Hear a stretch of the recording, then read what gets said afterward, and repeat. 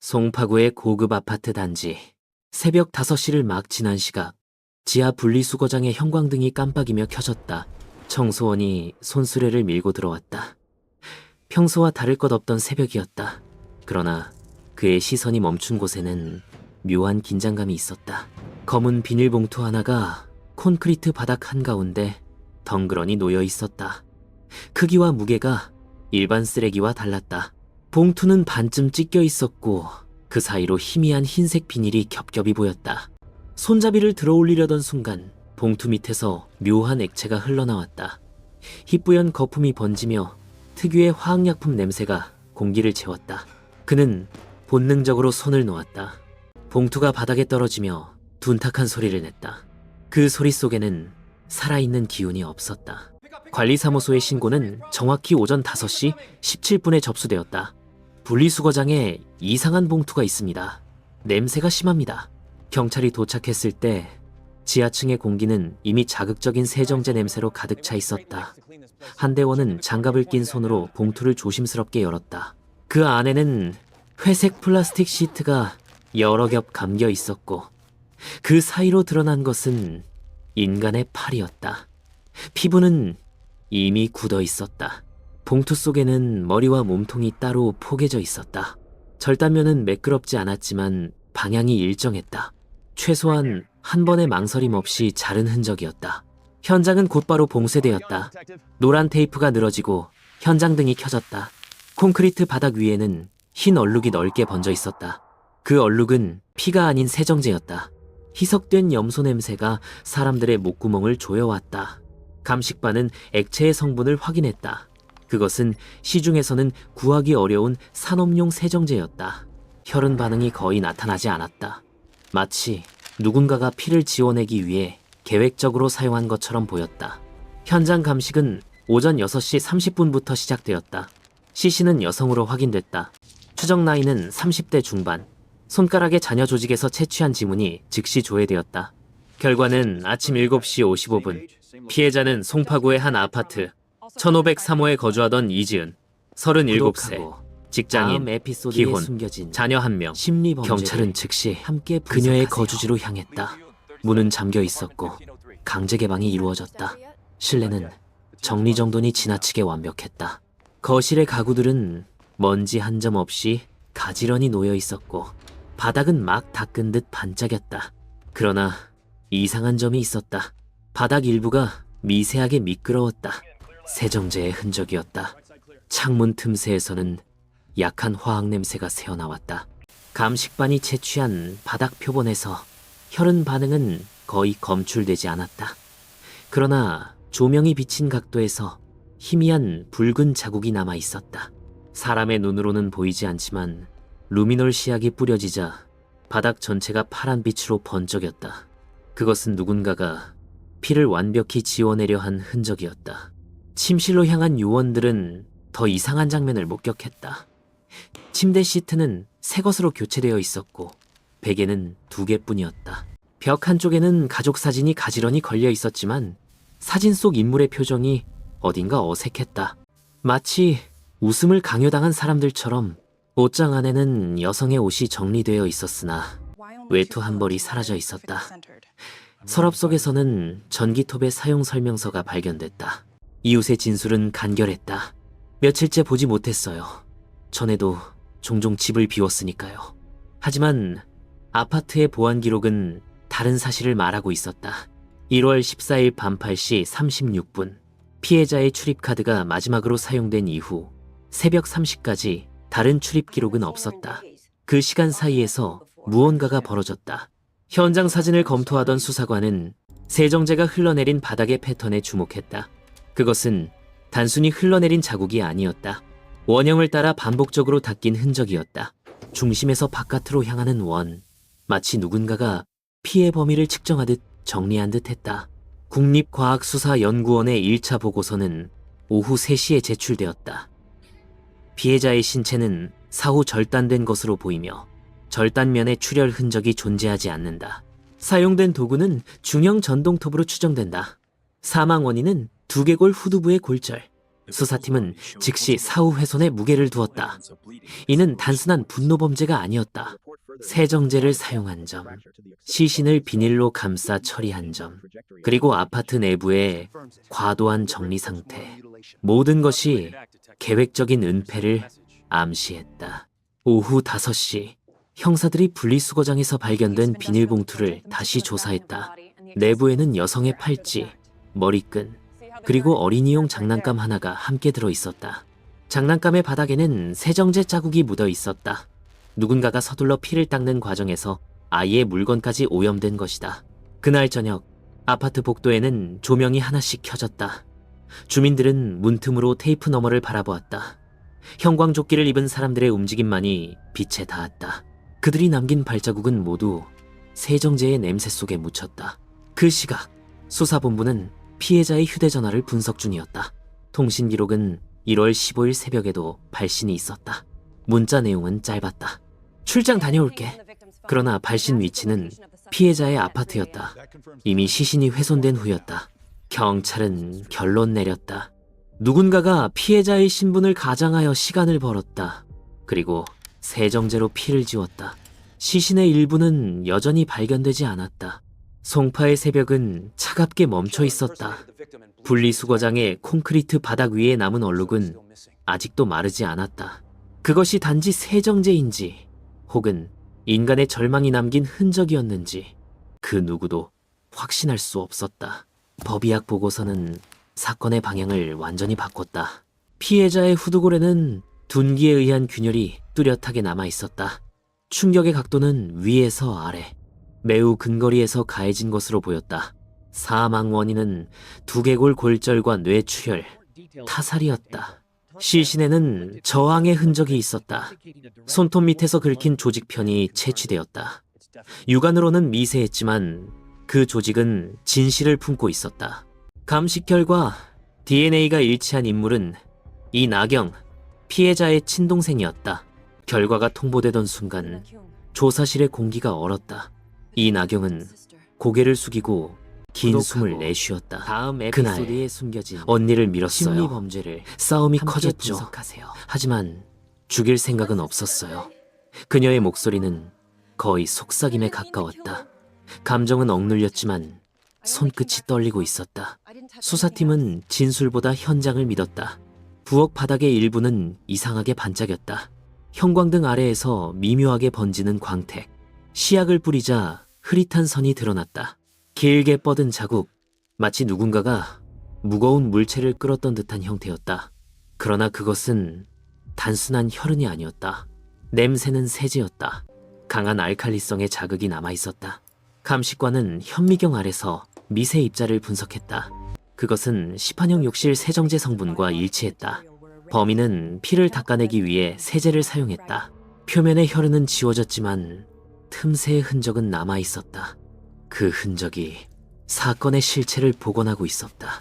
싱크대 옆에 수납장 문이 반쯤 열려 있었다. 그 안에는 고무장갑 한 켤레가 놓여 있었다.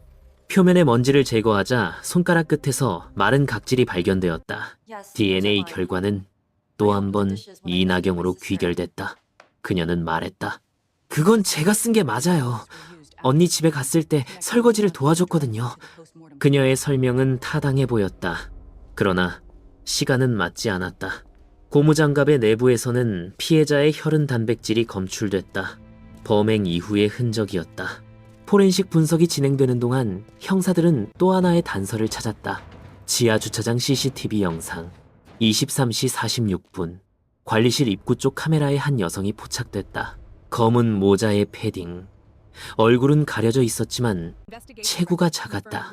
오른쪽 다리를 살짝 절었다. 한 손으로 대형 쓰레기통을 밀고 있었다.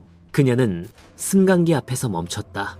엘리베이터 문이 닫히는 순간 화면 안쪽에서 희미한 반사광이 번쩍였다.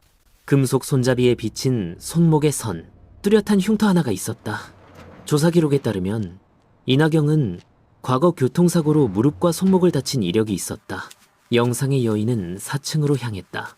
이후의 장면은 사각지대였다. 그리고 새벽 1시 10분, 같은 사람이 다시 나타났다. 이번에는 쓰레기통이 비어 있었다. 그녀는 뚜벅뚜벅 걸어나가며 휴대전화를 귀에 댔다. 입술이 움직였지만 소리는 없었다. 수사팀은 영상의 움직임을 초단위로 분해했다. 걸음의 리듬, 팔의 각도, 체중이 실리는 방향. 그 모든 것이 이 나경의 보행 패턴과 일치했다. 그녀는 다시 불려왔다. 신문실의 불빛은 한쪽 방향에서만 비쳤다. 그림자가 얼굴의 절반을 덮었다. 영상 속 인물이 당신입니까? 그녀는 고개를 저었다. 그러나 눈은 움직이지 않았다. 질문이 반복될수록 손이 무릎 위를 더 세게 쥐었다. 그녀의 진술은 끝내 바뀌지 않았다. 언니를 해칠 이유가 없었어요. 다만 그날 언니가 먼저 밀었어요. 그래서 저도 밀었어요. 그게 전부예요. 그러나 감정의 흐름은 진실을 가리지 못했다. 시신의 후두골 골절은 단순한 밀침으로는 설명되지 않았다. 충격의 세기는 그보다 훨씬 강했다. 마치 순간적인 분노가 폭발한 것처럼. 수사관들은 현장 시간대를 재구성했다. 밤 10시 42분, 피해자의 휴대전화가 마지막으로 와이파이에 연결됐다. 그로부터 20분 후, 세정제의 뚜껑이 열렸다. 부엌 선반의 지문이 증명했다. 그리고 23시 46분, CCTV 속 여인이 나타났다. 사건의 퍼즐은 천천히 맞춰졌다. 그녀는 언니와 언쟁을 벌였다. 격한 말이 오갔고 충동적인 행동이 뒤따랐다. 언니가 쓰러졌을 때 피가 번졌다. 그 순간 이성보다 본능이 앞섰다. 그녀는 바닥을 닦기 시작했다. 세제를 쏟고 고무장갑을 끼고 피를 지웠다. 그러나 피는 완전히 사라지지 않았다. 화학적 흔적은 남았고 냄새는 천천히 벽에 스며들었다. 그녀는 언니의 휴대전화를 꺼내들었다. 문자 한 통을 보냈다. 출장, 연락하지 마. 그 한 줄이 모든 걸 늦췄다. 경찰의 출동도, 주변의 의심도. 하지만 시간은 결국 거짓을 무너뜨렸다. 수사 보고서에는 이렇게 적혔다. 피해자의 사인은 둔기에 의한 외상성 두개골 골절이며 사망 후 현장이 인위적으로 정리된 흔적이 명확함. 혈흔 세정제 잔류물 및 피의자 DNA가 동일한 장소에서 다수 검출됨. 피의자는 범행 직후 증거인멸 시도 후 현장을 이탈한 것으로 판단됨. 단서들은 이미 하나로 모이고 있었다. 남은 것은 그녀의 마음속에서 마지막 거짓이 무너지는 순간뿐이었다. 송파의 밤은 조용했지만 수사실의 공기는 서서히 뜨거워졌다. 피해자의 이름이 적힌 서류 위로 조명이 떨어졌다. 빛이 번져가며 진실의 형태가 또렷해졌다. 1월 14일 밤 송파구의 아파트 복도는 정적에 잠겨 있었다.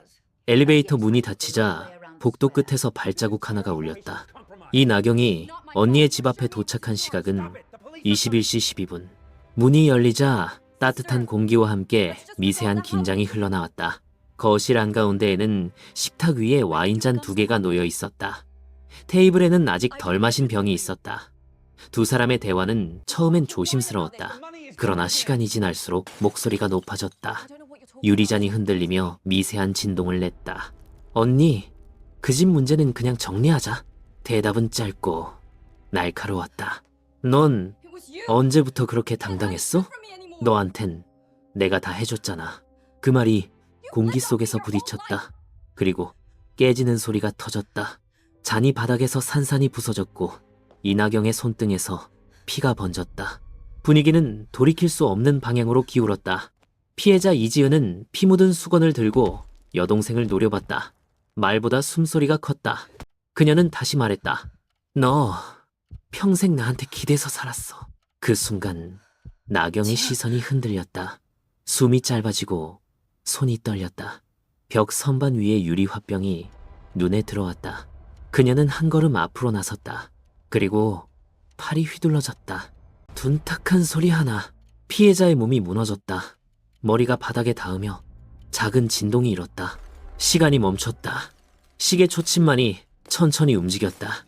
나경은 그 자리에 서 있었다. 손끝이 떨렸고 심장은 불규칙하게 뛰었다. 그녀는 무릎을 꿇고 언니의 얼굴을 바라봤다. 아무 반응이 없었다. 숨결도 움직임도 사라져 있었다. 그녀는 손을 뻗어 목을 짚었다. 차가운 피부, 멈춘 맥박, 눈동자는 이미 흐려져 있었다. 몇 초가 몇 분이 되었고 몇 분은 1시간으로 늘어났다. 그녀는 소파 옆에 앉았다. 벽시계가 22시 45분을 가리켰다. 초침이 천천히 도는 동안 거실에는 피냄새가 짙게 퍼졌다. 그녀는 천천히 자리에서 일어났다. 바닥에 떨어진 파편을 피해가며 수건을 들었다. 손끝이 흔들렸다. 수건으로 바닥을 닦기 시작했다. 붉은 자국이 옅어질수록 세정제의 냄새가 짙어졌다. 싱크대 밑에서 꺼낸 산업용 세제는 독했다. 뚜껑을 열자 화학 냄새가 올라왔다. 그녀는 세제를 그대로 쏟았다. 액체가 번지며 흰 얼룩을 남겼다. 발 아래가 미끄러워졌다. 균형이 흐트러지며 그녀는 그대로 주저앉았다. 바닥에 닿은 손자국 하나가 남았다. 잠시 후 그녀는 다시 움직였다. 욕실 쪽으로 시신을 옮겼다. 질질 끄는 소리, 타일에 닿는 살의 마찰음, 세제가 피와 섞이며 흐릿한 얼룩을 만들었다. 그것이 이후 감식에서 결정적인 단서가 되었다. 새벽이 다가올 무렵 그녀는 창고 문을 열었다. 안쪽에서 낡은 전동톱을 꺼냈다. 손이 떨려 버튼을 누르자 짧은 진동음이 울렸다. 엔덴 아이가닌 짠동 퉁궁 지 건동 퉁궁. 그 소리가 그녀의 숨과 함께 끊어졌다. 피는 다시 흘렀다. 작업은 느렸지만 일정했다. 첫 번째 절단이 끝날 때쯤 창문 밖에서는 첫 새벽 기운이 비쳤다. 그녀는 멈추지 않았다. 얼굴이 하얗게 질려 있었고 눈은 초점을 잃었다. 시신의 일부를 비닐로 감쌌다. 구독하고 투명한 표면 안쪽에 희미한 색이 비쳤다. 비닐 끝을 묶는 손은 굳어 있었다. 모든 조각이 봉투 안에 들어갔을 때 그녀는 소파에 주저앉았다. 휴대전화를 꺼냈다. 언니의 메시지 목록을 열었다. 손가락이 몇 번 움직였다. 출장이라 며칠 연락 못해. 그 한 문장이 화면 위에 찍혔다. 그녀는 잠시 그 문장을 바라보다가 전송 버튼을 눌렀다. 시간은 새벽 4시 20분. 그녀는 옷장 문을 열어 검은 패딩을 꺼냈다. 모자를 눌러쓰고 봉투를 대형 쓰레기통에 옮겨 담았다. 손잡이를 2번 눌러 잠갔다. 엘리베이터는 조용히 열렸다. CCTV의 붉은 점이 깜빡였다. 그녀는 시선을 내리지 않았다. 쓰레기통의 바퀴가 천천히 굴러갔다. 지하 1층에서 멈췄다. 폐기물 구역 앞에서 그녀는 숨을 고르며 뚜껑을 열었다. 차가운 공기가 흘러나왔다. 검은 봉투를 하나씩 밀어 넣었다. 손목의 힘줄이 도드라졌다. 마지막 봉투가 떨어지자 그녀는 눈을 감았다. 시계는 4시 37분을 가리켰다. 엘리베이터 문이 닫히며 복도는 다시 고요해졌다. 그녀가 떠난 자리에는 희미한 세제 냄새만 남았다. 이후 감식 결과 바닥의 화학 성분은 염속의 세정제와 동일했고 잔류 단백질은 피해자의 것이었다. CCTV 속 인물의 체형과 보행 각도는 피의자 이나경과 일치했다. 수사보고서 마지막 장에는 이렇게 적혀 있었다. 피의자는 1월 14일 밤 자택에서 언니와 언쟁 중 둔기를 사용해 피해자를 사망케 한 후 시신을 훼손하고 증거인멸을 시도함. 범행 후 피해자 명의의 휴대전화를 이용해 허위 문자 발송, 시신 일부를 지하 폐기물 구역에 유기한 사실을 CCTV 영상으로 확인함. 그 밤 모든 것은 조용히 끝났지만 진실은 이미 그곳에서 깨어나 있었다. 1월 29일 인천공항 J터미널 출국장. 검은 코트를 입은 여자가 체크인 카운터 앞에서 여권을 꺼냈다. 표정은 평온했다. 직원이 화면을 확인하는 사이 2명의 형사가 다가왔다. 짧은 교신음, 그리고 조용한 체포. 그녀의 손목에 차가운 금속이 닿았다. 사람들은 잠시 고개를 돌렸지만 아무도 말을 걸지 않았다. 공항 안내 방송이 흘러나오는 사이 형사들은 그녀를 데리고 걸어나갔다. 행선지는 일본이었다. 그러나 그 여행은 출국 게이트 앞에서 끝났다. 서울지방경찰청 조사실에서 그녀는 대부분의 질문에 답하지 않았다. 조사관이 녹취를 시작한 시각은 오후 2시 10분. 첫 번째 질문은 단순했다. 당신이 이지은을 살해했습니까? 그녀는 고개를 숙인 채 한마디만 말했다. 언니는 내 걸 다 빼앗았어요. 그 말은 자백이 아니었다. 하지만 그 말로 충분했다. 이미 증거는 모든 방향에서 그녀를 향하고 있었다. 국립과학수사연구원의 감정서에는 3가지 핵심이 기록돼 있었다. 첫째, 피해자 두개골의 파열 부위는 화병의 곡면과 일치했다. 둘째, 세정제 잔류물에서 피해자의 혈흔 단백질이 검출됐다. 셋째, 가구 손잡이와 고무장갑에서 검출된 DNA는 피의자의 것과 동일했다. 수사 기록 127페이지에는 이렇게 적혀 있었다. 피의자는 범행 후 화학물질을 이용해 혈흔을 제거하려 했으며 시신 일부를 절단해 폐기물 구역에 유기했다. 범행의 계획성과 냉정함이 뚜렷하다. 법정의 공기는 무겁고 정제돼 있었다. 2월 20일 첫 공판.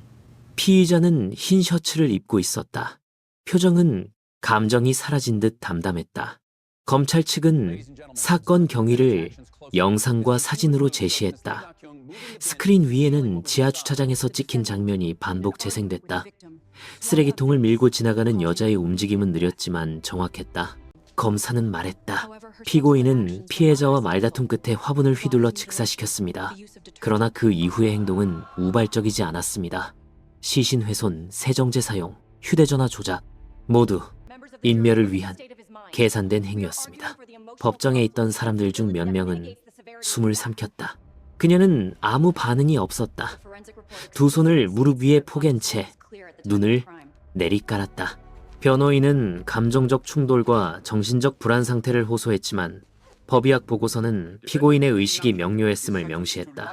범행 당시의 행동 순서, 도구 선택, 이후의 위장 행위는 일관된 계획성을 보여주고 있었다.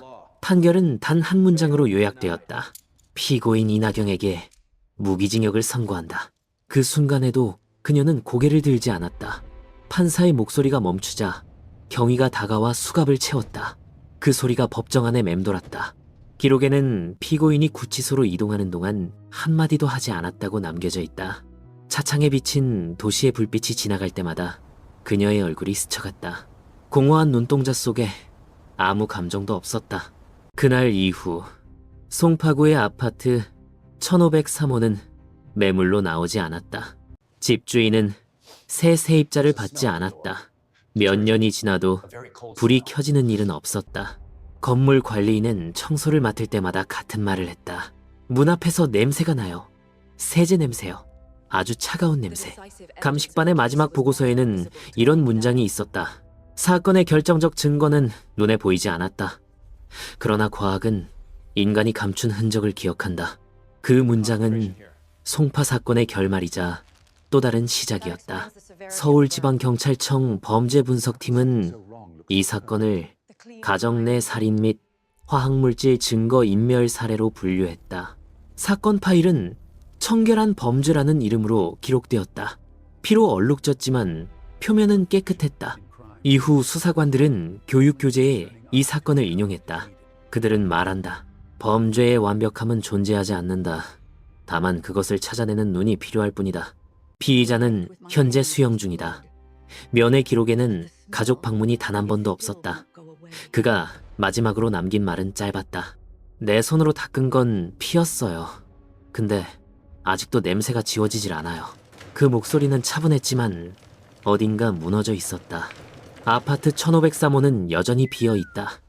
벽지는 새로 칠해졌고 바닥도 교체됐다.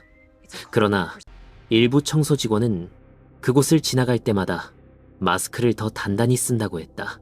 그들은 설명할 수 없는 냄새가 난다고 했다. 세정제 냄새, 차갑고 오래된 냄새. 이 사건의 기록은 서울지방경찰청 범죄사건 보관실에 보존되어 있다. 파일 번호 1521 사건명 송파 세제살인. 한 문장으로 요약된 사건 결론이 기록의 마지막을 장식하고 있었다. 깨끗함은 때로 피보다 진하다.